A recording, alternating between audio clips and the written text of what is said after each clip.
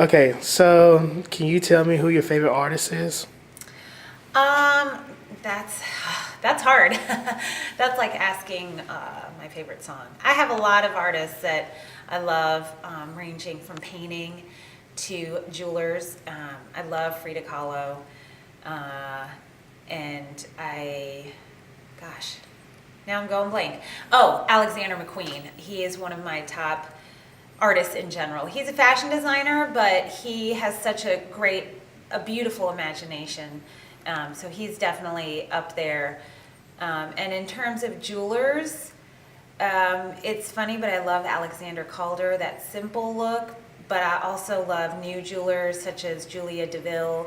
She makes something that's her work is it uses the same kind of materials I use, like casting, the process, and um, crow claws, but in a different way, and I really admire that.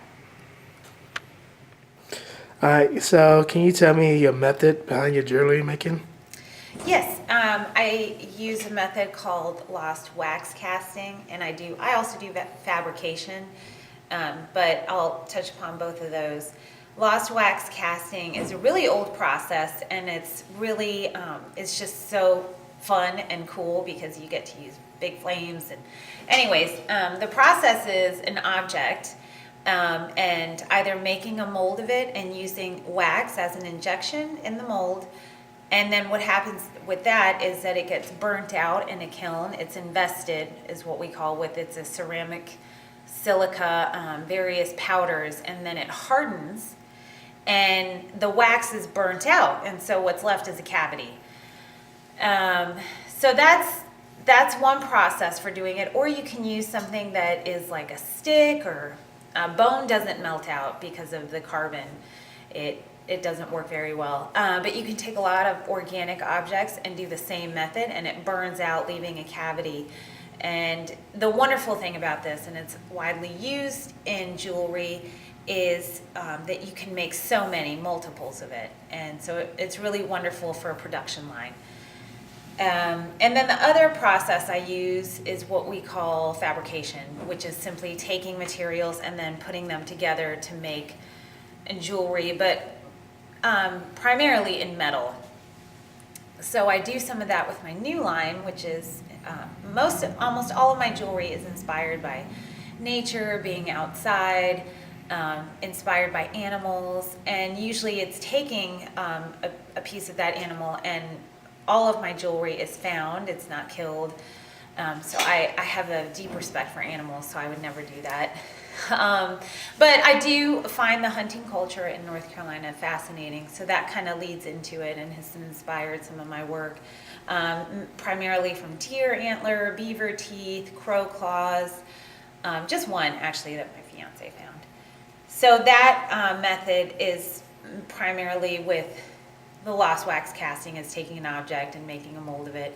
And with the fabrication, I just started doing some rings that is something that I've never seen before, and I'm wearing it right now, looking at it. But that part of it plays into it as well, and I learned all of this, the casting, at East Carolina University. So, and it's great to be right down the road still and interact with the students. Um, so that's my method: lost wax casting and fabrication. So I've been at Art Avenue for a year, and it's been a really wonderful experience.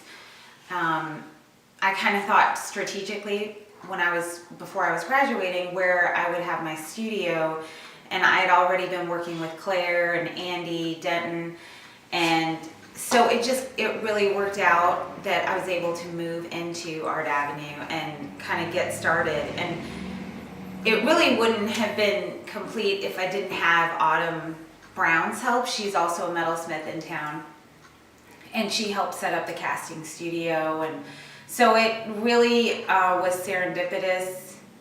Not really serendipitous, actually. It built up to it, but it just worked out so well that there were other people that could help me set up the studio. So, Art Avenue is playing a role in the careers of artists that graduate from ECU. So it's just really wonderful. I'm so happy I'm a part of it because of the people involved, the love for the craft and for sharing it, and it's only getting bigger in the Greenville area. There's more galleries. We have the First Friday events, and then over the summertime we have the umbrella market. So the more the community gets involved and Art Avenue plays a part in that, I think it really helps to share art and the craft with the community and make them a part of it. So tell me, what advice do you have for artists coming up? Be savvy. Be, it's great if you have some prior knowledge of marketing or even getting started while you're in school, maintaining a blog. That's not for everybody, and I understand because it's hard, but you have to, my best advice is, if this is what you want to do and you love it, there are some sacrifices that you have to look at it like it's your job. You're your boss. And that's what I always tell myself, like, if I was my employee, would I give myself an hour and a half break to go have lunch? And sometimes it's so easy to slip into that, but you have to really give yourself task and make it happen, and then review them as well. I think that really helps. And collaborations is another big thing that I've discovered this past year. I collaborated with Sim Asher. He's a photographer. I also collaborated with Eilisain Devlin. She's a photographer. And then graphic designers as well, such as Nick Andrews. And just people in the community. And if you reach out and you do something together, that expands your group of who knows about you and how you get your artwork and your work in general out there in the public.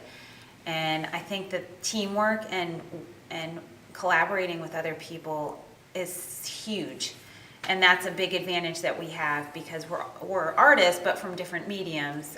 Having an illustrator design your book or something like that, it's fun, and I learned something, and we are in it together. So that's another big advice. And do your research. Something that I do a lot is I'll look at other jewelers that are doing well, and I'm really happy for them and I admire their work, and then I think, well, what are they doing? And I'll look through their portfolio, their website, and just take notes. And